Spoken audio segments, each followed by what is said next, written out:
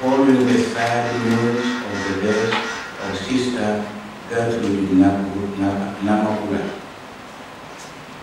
In expressing his particular gratitude for the dedication with which Sister Gertrude served the Apostolic Nursery Church in Algeria since 2021, His Holiness unites himself with your prayer of thanksgiving for high years of religious witness, and he entrusts her soul to the loving mercy of Almighty God.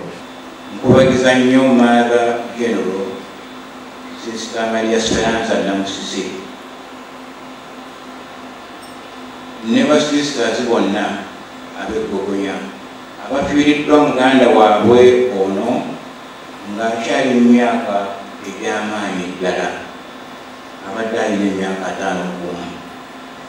51, era ng'aweereza okutuukira ddala ku ddakiika esembayo nga tebafunye na kiseera kumujjanjabako mu malwaliro newandibadde balina akasawo bangi ne baddolera.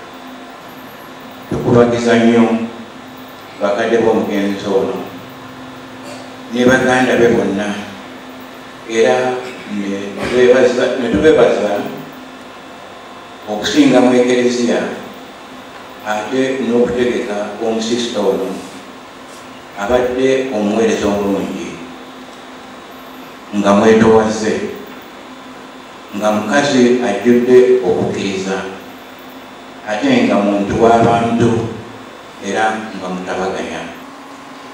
We are going to miss her laughter in the Annunciation. We are going to miss her beautiful singing in the Annunciation Chapel and in the Basilica of Notre Dame d'Afrique, Our Lady of Africa. The trees and plants in the garden of the Annunciation will miss her touch and care. She loved the plants and flowers. She was a silent worker. She tried to fill the gaps without much complaint. I think the good Lord wanted someone like her in heaven to take care of the heavenly flowers. May the Lord be the strength and comfort for all of us. Sister Namakula, wina ekintu kyetuyizeemu nti buli mbeera gy'obeeramu oteekwa okweyisa obulungi. Buli mbeera gy'olimu n'ensi gy'olimu newankubadde ng'abeeka tebakulaba, kikulu nnyo okweyisa obulungi. Obuuza enneeyisa ya sisita, enneeyisa y'omubaka wa Papa mu Uganda, naffe ndowooza ng'aba embassy twasobodde okufuna olukusa tutambuze omugenzi.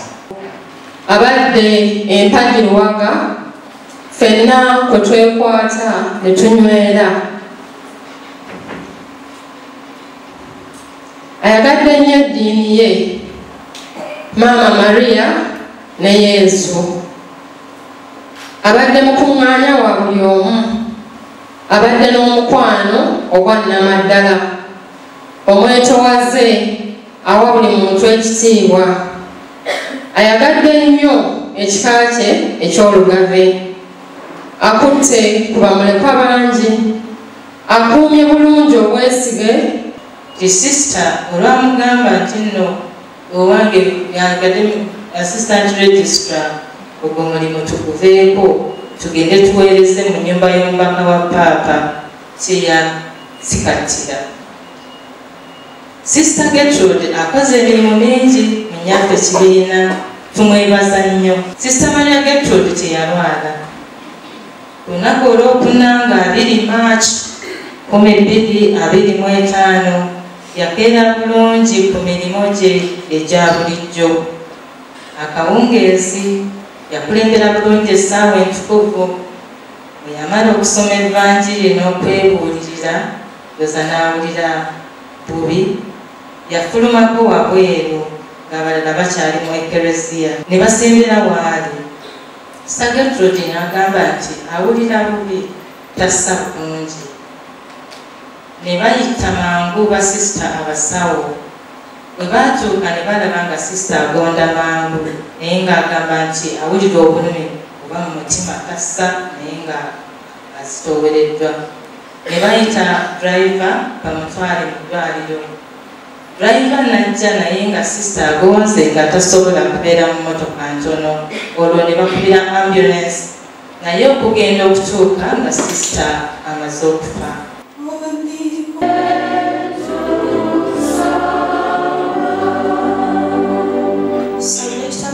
Omutukuvu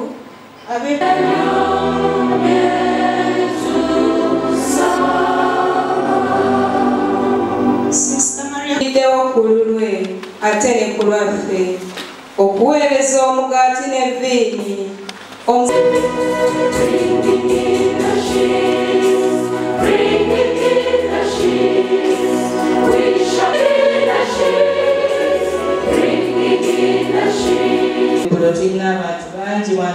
Congregation of the Sisters of Bogonya, and we willingly accepted to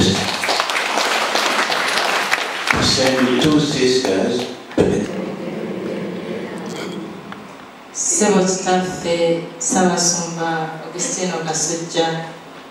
Bogonya here started in Algeria. I was already working in Algeria in 1998. Live streaming, Kampala Diocese Communications Office. Twebaza nnyo okulaba. But it was not only that situation. Ddala kibadde kisaana Sista Gertrude ffenna ng'ekibiina tumuwerekere oba oliawo gye bujja enkola ennyo mwebajje ddala. Omukama Katonda abatuweera omukisa era abatanga ayi Mukama mu ekyomula ekitaggwaawo.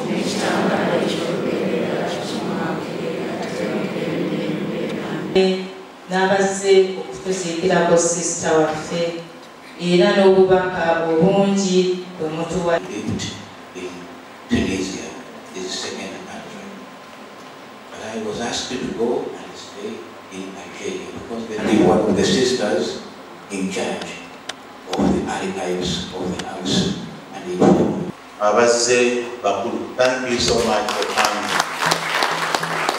Then Pina Banakaroli brothers.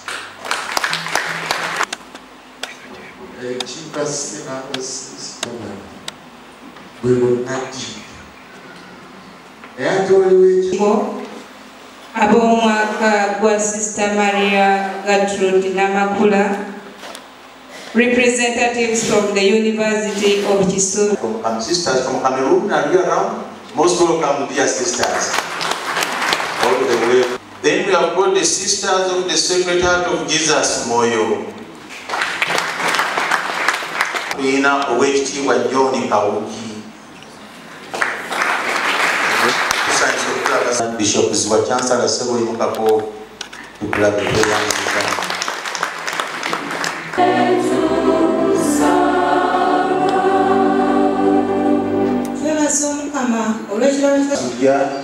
agenda okukulemberamu mu kitambiro kya mmisa kino.